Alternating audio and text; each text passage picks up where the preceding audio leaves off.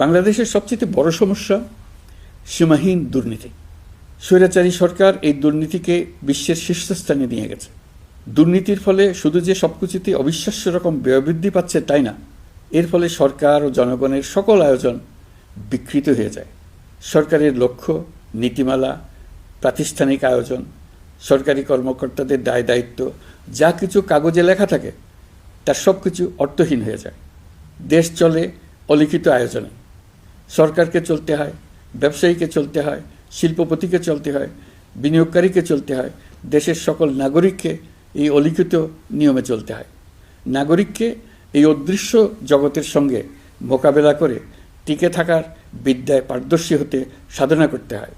দৈনন্দিন জীবনে টিকে থাকা এবং সাফল্য অর্জনের জন্য একটা নতুন ভাষা আয়ত্ত করতে হয়।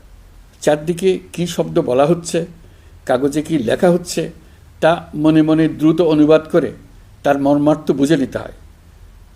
তা না হলে দৈনন্দিন সিদ্ধান্ত নেওয়া যায় না।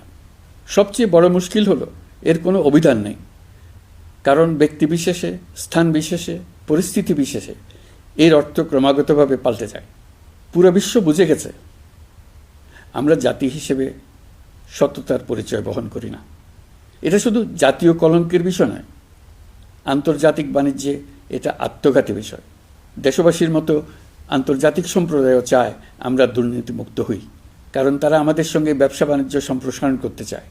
দুর্নীতিমুক্ত হতে না পারলে ব্যবসা বাণিজ্য কিছুই চলবে না।